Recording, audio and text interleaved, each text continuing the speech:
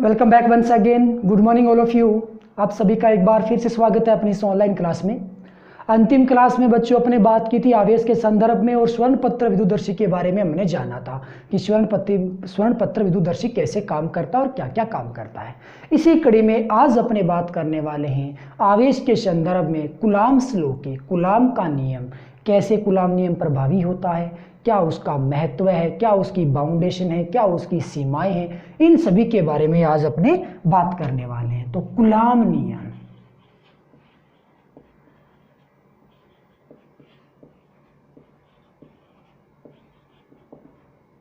क्या होगा? कूलाम्ब नियम, दो आवेश यदि एक दूसरे के समीप रख दिए जाएं तो केवेंडिश के स्थिर विद्युत नियम के अनुसार यदि दोनों आवेश समान प्रकृति के हैं तो दोनों में प्रतिकर्षण होगा और विपरीत प्रकृति के हैं तो दोनों में आकर्षण होगा। यानी कि दोनों ही आवेशों के मध्य विद्युत बल जरूर लगेगा, चाहे वो आकर्षण प्रकृति का हो चाहे वो प्रतिकर्षण प्रकृति का हो। वो जो विद्युत बल प्रभावी होता है वो विद्युत बल निकलता है कूलाम्ब नियम से। बल कितना लगता है दो आवेशों के बीच में वो किसके द्वारा ज्ञात होगा? कूलाम्ब नियम से ज्ञात होगा। तो क्या है कूलाम्ब का नियम?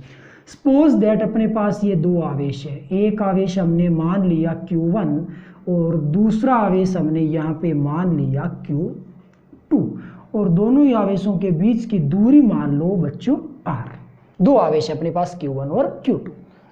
तो कूलाम्ब ने ऐसा कहा था कि दोनों ही आवेशों के मध्य जो भी आकर्षण या प्रतिकर्षण, सिंपल शब्दों में अपने उसको विद्युत बल बोलेंगे।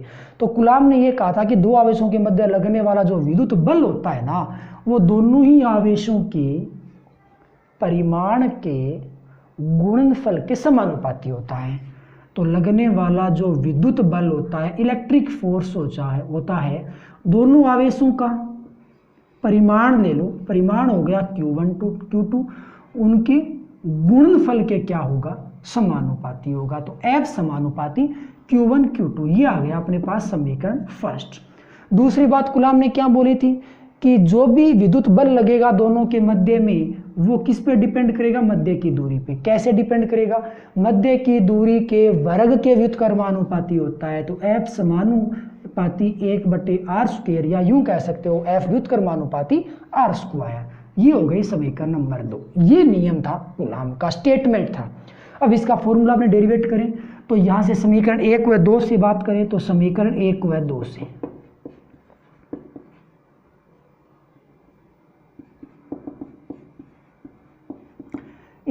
से क्या बन जाएगा? F समानुपाती Q1 Q2 बटे आ जाता है r²। समानुपाती का यहाँ से निशान हटाओगे, एक नियतांक आता है K और ये बन गया Q1 Q2 बटे r²। ये कूलाम्ब्स लॉ के द्वारा फॉर्मूला डेरिवेट हो गया। तो दो निश्चित दूरी पर विद्यमान आवेशों के मध्य जो विद्युत बल लगता है उसका फॉर्मूला K Q1 Q2 बटे में r² होता है, जहां पे K क्या होगा? K एक नियतांक होगा जिसको विद्युत नियतांक आप कह सकते हो, सिंपल एक नियतांक होगा और इस नियतांक का एक निश्चित मान होता है। निश्चित मान कितना होता है? 9 × 10⁹ मात्रक क्या होगा? देखो मात्रक निकालना एक अपने आप में बड़ी बात है। मात्रक यदि आपको नहीं आता है तो देखो मात्रक निकालोगे कैसे? मात्रक निकालने के लिए आपको फॉर्मूला पता होना चाहिए। K का मात्रक निकालना है ना, तो K को बराबर K एक तरफ रखो, बाकी बच के जो राशियाँ है Q1 Q2 बटे r² उसको सामने पहुंचा दो। तो r² है वो F के गुणा में जाएगा और Q1 Q2 क्या है वो भाग में आ जाएगा। तो K बराबर क्या बचेगा? F r² बटे क्या आएगा? Q1 Q2। यहाँ से देखना जरा क्या बन जाएगा K का मान? K बराबर आ जाएगा F × r² बटे क्या आ जाता है? Q1 Q2 आ जाता है। मात्रक देखोगे F बल का मात्रक क्या होता है? न्यूटन, दूरी का मात्रक मीटर, ये मीटर स्क्वायर हो गया। कूलाम्ब आवेश का मात्रक, ये भी कूलाम्ब स्क्वायर हो गया। तो K का मात्रक क्या बनेगा?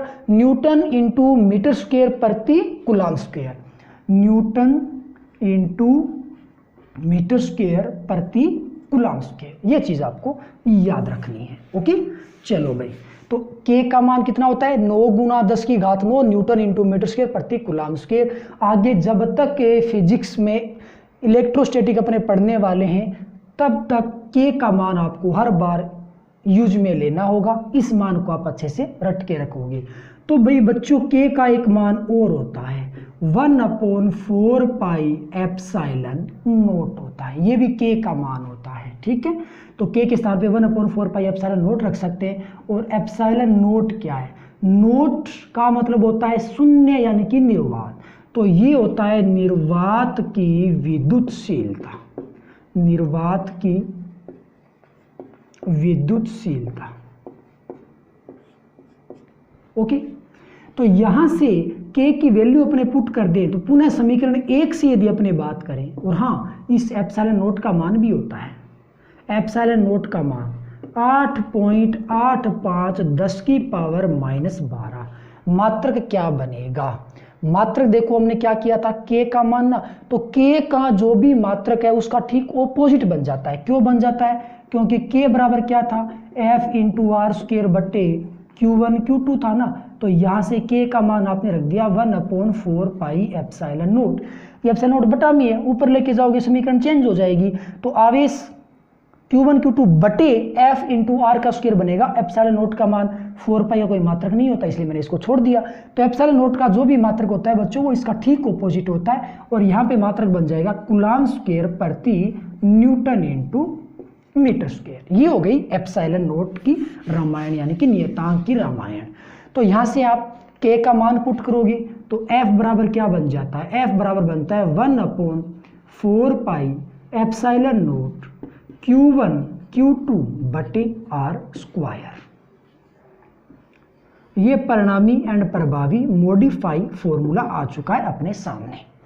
ये जो फॉर्मूला है वो निर्वात के लिए लागू होता है, क्योंकि हमने यहाँ पे विद्युतशीलता किसकी यूज की है? निर्वात की यूज की है। दो आवेश हैं निर्वात में रखे हुए, दोनों के बीच में कोई भी माध्यम नहीं है, कोई माध्यम नहीं है, अर्थात बिल्कुल बीच में निर्वात भरा हुआ है। यदि इन दोनों के बीच में माध्यम आ जाता, इस पूरी r दूरी में माध्यम आ जाता, तो माध्यम यदि बीच में भर दिया जाए, माध्यम बोले तो बीच में कांच है, रबर है, लकड़ी है या अन्य कोई धातु रख दी जाए, तो यहाँ पे बीच में कोई भी माध्यम भर दोगे तो ये सूत्र किस प्रकार प्रभावी होगा? ये सूत्र तो बच्चों निर्वात के लिए है। किसके लिए है? निर्वात के लिए। अब अपने यदि माध्यम की उपस्थिति की बात कर ले, यदि आवेशों के मध्य माध्यम उपस्थित हो तो यहाँ पे जो आपको निर्वात की विद्युतशीलता नजर आ रहा है वहां पे माध्यम की विद्युतशीलता आ जाएगा। तो ये बन जाएगा F माध्यम यानी कि मीडियम के लिए 1/4 पाई एप्सिलॉन और Q1 Q2 बटे क्या हो जाता है r²। समीकरण नंबर 5। एप्सिलॉन नोट लगा दिया, नोट है तो देखो एप्सिलॉन होता है विद्युतशीलता, नोट लगाओगे तो निर्वात की विद्युतशीलता रहेगा, और नोट नहीं लगाओगे तो वो किसी मीडियम यानी कि माध्यम की विद्युतशीलता रहेगा। और एप्सिलॉन का जो मान होता है वो एप्सिलॉन नोट एप्सिलॉन r होता है। ये तरीका होता है। एप्सिलॉन का क्या होता है? एप्सिलॉन नोट एप्सिलॉन r होता है। तो एप्सिलॉन के स्थान पे यदि आप ये वैल्यू रख देते हो तो F माध्यम बराबर क्या बन जाता है? 1/4 pi epsilon note epsilon r Q1 Q2 बटे r²। ये अपने किसी मीडियम के लिए परिणामी मान निकल के आ गया। ये जो बच्चों तीन राशियां हैं epsilon epsilon note epsilon r, इसको अपने नेक्स्ट क्लास में अच्छे से समझने वाले हैं, तो अभी कंफ्यूज मत होना कि ये क्या क्या होता है, ज़्यादा टेंशन लेने की बात नहीं है। नेक्स्ट क्लास में हमें जैसे ही टाइम मिलेगा हम इसको अच्छे से समझेंगे, जानेंगे कौन सी राशि कैसे निकलती है, किसको रिप्रेजेंट करती है, तो वो अभी अपने सीखने वाले हैं। फिलहाल अपने पास F माध्यम में ध्यान ये रखना है कि निर्वात होता है तो विद्युतशीलता निर्वात की यूज होती है, और दो आवेशों के बीच में कोई माध्यम भर दिया जाता है तो यहाँ पे जो विद्युतशीलता लिखी जाती है वो माध्यम की रखी जाती है। एप्सिलॉन होता है माध्यम की विद्युतशीलता और उसका फॉर्मूला होता है एप्सिलॉन नोट एप्सिलॉन r होता है। ओके, तो विद्युतशीलता चाहे निर्वात की हो चाहे माध्यम की हो, दोनों का मात्रक सेम रहेगा, मान नहीं, मात्रक सेम रहेगा। मात्रक दोनों का क्या होता है? कूलाम्ब स्क्वायर प्रति न्यूटन इंटू मीटर होता है। तो ये अपने पास कूलाम्ब्स लॉ आ चुका है। अब ये कूलाम्ब्स लॉ तो है लेकिन इसकी कुछ बाउंडेशन भी हैं, कुछ सीमाएं हैं, कुछ कमियां भी हैं। सबसे बड़ी कमी ये है कि यदि आप इस सूत्र की सहायता से दो आवेशों के मध्य में बल ज्ञात करना चाहते हो तो कंडीशन ये होती है कि वो दोनों आवेश रुके हुए होने चाहिए, रेस्ट की कंडीशन में होने चाहिए। गतिशील अवस्था में कभी भी दो आवेशों के बीच में कूलाम नियम प्रभावी नहीं होता। क्यों नहीं होता? क्योंकि हम यहाँ पे ज्ञात कर रहे हैं कूलाम बल यानी कि विद्युत बल, केवल विद्युत बल ज्ञात होता है कूलाम नियम से। लेकिन कोई भी आवेश यदि गतिशील अवस्था में आ जाता है तो हम जानते हैं कि आवेश जब भी गति करता है तो उस आवेश के चारों ओर विद्युत क्षेत्र के साथ साथ चुंबकीय क्षेत्र भी उत्पन्न हो जाता है, और वो जो चुंबकीय क्षेत्र उत्पन्न होता है उसके कारण एक चुंबकीय बल प्रभावी होता है। वह चुंबकीय बल विद्युत बल को प्रभावित कर देता है, तो विद्युत बल का यथार्थ मान ज्ञात नहीं हो पाता। तो हमें इस चुंबकीय क्षेत्र को हटाना होता है, और चुंबकीय क्षेत्र तभी हटता है जब आवेश विराम अवस्था में हो। तो गतिशील अवस्था में यदि आवेश होते हैं तो कभी भी कूलाम बल प्रभावी नहीं होता। कूलाम बल प्रभावी करना है तो हमें दोनों ही आवेशों को स्थिर अवस्था में रखना होगा। ये उसकी बाउंडेशन, एक सीमा है। इसकी विशेषता यानी कि ये नियम कहाँ कहाँ काम आता है, ये मोस्ट इंपॉर्टेंट बात है। आगे आप बीएससी में जाओगे, एमएससी में जाओगे, ये बहुत सारी बातें काम आएंगी। कौन सा नियम फिजिक्स में कहाँ काम आता है? कूलाम नियम कहाँ काम आता है? कूलाम नियम उस हर जगह पे काम आएगा जहाँ दो आवेश होंगे। जैसे ये दो आवेश रखे हुए हैं, या नाभिक के चारों ओर इलेक्ट्रॉन गति करता है। किसके चारों ओर कौन गति करेगा? जैसे कि ये नाभिक है, इसके चारों ओर यहाँ निश्चित कक्षा में इलेक्ट्रॉन गति करेगा। तो नाभिक का अपना निश्चित आवेश होता है, नाभिक विराम अवस्था में है, इलेक्ट्रॉन गति कर रहा है, लेकिन इलेक्ट्रॉन को आप विराम अवस्था में मानोगे। आवेश गति कर रहे हैं, यदि वो उनके मध्य में आपको कूलाम बल प्रभावी करना है तो दोनों आवेशों को एक पॉइंट पे मान लेना है कि यहाँ पे रुके हुए हैं। तो यहाँ आप इलेक्ट्रॉन को रुका हुआ मानोगे, फिर इनके बीच की दूरी है वो इस कक्षा या निश्चित कक्षा की त्रिज्या बन जाती है, दूरी जो भी है। तो यहाँ इलेक्ट्रॉन है, यहाँ नाभिक है, तो नाभिक के चारों ओर गतिशील इलेक्ट्रॉन के कारण इलेक्ट्रॉन और नाभिक के मध्य लगने वाला विद्युत बल भी कूलाम नियम से ही ज्ञात होता है। दो अणु या परमाणु होते हैं, आवेशित मान लो दो अणु हैं, उनके मध्य भी जो बल आप ज्ञात करते हो विद्युत बल, वो भी किससे निकलता है? कूलाम नियम से प्रभावी होता है। तो ध्यान रखना कि दो आवेश जहां जैसे भी हैं, आवेश हो सकता है, आवेशों का समूह हो सकता है, 15-20 आवेश एक पॉइंट पे। जैसे कि यहाँ नाभिक देखो, नाभिक में एक से ज़्यादा प्रोटॉन होते हैं ना, एक से ज़्यादा प्रोटॉन होते हैं तो आवेश तो जाहिर सी बात है कि ज़्यादा है। तो यहाँ पे आवेश चाहे कितना भी हो कोई फर्क नहीं पड़ता, वो एक समूह में होना चाहिए, एक यूनिट में होना चाहिए। तो उन दो आवेशों के मध्य आप कूलाम बल है वो प्रभावी कर सकते हो, विद्युत बल का मान वहां से ज्ञात कर सकते हो। बस शर्त ये होगी कि गतिशील अवस्था का जो भी आवेश है वो विराम अवस्था में आ जाना चाहिए। ओके, इसकी और अन्य विशेषताओं की बात करें तो जो भी कूलाम नियम है यानी कि जो विद्युत बल है वो 10⁻⁻15 मीटर इस दूरी से कम दूरी पे प्रभावी नहीं होगा। एक नाभिक होता है, हमने यहाँ पे नाभिक की बात की थी। नाभिक की जो त्रिज्या होती है वो त्रिज्या कितनी होती है? 10⁻⁻15 मीटर कोटि की होती है। तो यहाँ पे एक पॉइंट और यहाँ पे मान लिया जाए इलेक्ट्रॉन, तो दूरी दोनों के बीच, पॉइंट का मतलब कोई भी गोला है उससे आप किसी भी पॉइंट की दूरी ज्ञात करते हो वो हमेशा गोले के केंद्र बिंदु से ज्ञात होती है। तो नाभिक के लिए इलेक्ट्रॉन की दूरी है वो हमेशा नाभिक के केंद्र बिंदु से ज्ञात होती है। तो ये नाभिक हो गया, नाभिक वैसे पूरा है लेकिन दूरी केंद्र बिंदु से मानी जाती है। और यहाँ पे इलेक्ट्रॉन को रख दिया जाए तो दूरी कितनी है? 10⁻⁻15 मीटर है। इलेक्ट्रॉन को यदि आप यहाँ मान लोगे, नाभिक के अंदर मान लोगे, तो दूरी 10⁻⁻15 मीटर से कम हो जाएगी। तो ये इलेक्ट्रॉन नाभिक के अंदर समाहित हो जाएगा। और हम ये जानते हैं कि नाभिक के अंदर जो भी कण विद्यमान होता है वो नाभिकीय बल के प्रभाव में आ जाता है। अब नाभिकीय बल यदि अधिक प्रभावी हो गया तो विद्युत बल वहां पे काम नहीं करेगा। इस प्रकृति में जितने भी बल है सबसे ज्यादा शक्तिशाली बल नाभिकीय बल है।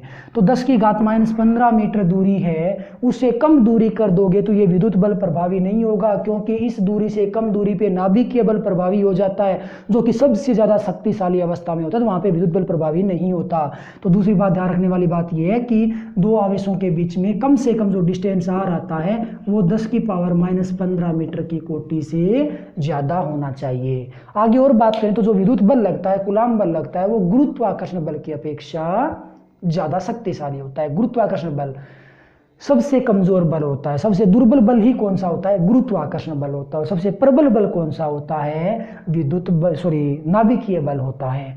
तो यहाँ पे कुछ एक बातें हैं जो ये आपको ये याद रखनी है, कुछ एक विशेषताएं आपको इसकी याद रखनी है। और एक और इम्पोर्टेंट बात ये है कि जो कूलाम बल है या कूलाम जो विद्युत बल है वो गति के तृतीय नियम की पालना करता है, यानी कि क्रिया प्रतिक्रिया नियम की पालना करता है। इसका मतलब ये हो गया कि यदि एक आवेश Q1 Q2 पे कोई बल लगाता है तो Q2 भी Q1 पे बल लगाएगा। ये दो आवेश हैं, ये दोनों आवेश एक दूसरे पे बल लगाएंगे। ये आवेश इस पे बल लगाएगा, जितना बल लगेगा उतना ही बल इस आवेश के द्वारा इस आवेश पे लगने वाला है। तो ध्यान रखना, दोनों आवेश परिमाण में समान बल लगाते हैं। जितना बल Q1 लगाता है Q2 के ऊपर उतना ही बल Q2 लगाता है Q1 के ऊपर, यानी कि क्रिया की एक प्रतिक्रिया होती है। अर्थात Q1 जितनी क्रिया देता है उसके विपरीत Q2 भी एक प्रतिक्रिया निकाल के देता है। उतना ही बल लगता है, समान परिमाण का लगता है, लेकिन दोनों के द्वारा लगने वाले बल की डायरेक्शन है वो डिफरेंट होती है। और दोनों के मध्य जो भी बल लगता है उसकी दिशा हमेशा दोनों आवेशों को मिलाने वाली रेखा के अनुदिश ही होती है। या तो बल इस दिशा में लगेगा या बल इस दिशा में लगेगा, लेकिन लगेगा ये इस रेखा के अनुदिश ही। अब ये किस दिशा में लगता है उसको अपने सदिश रूप में नेक्स्ट क्लास में पढ़ने वाले हैं।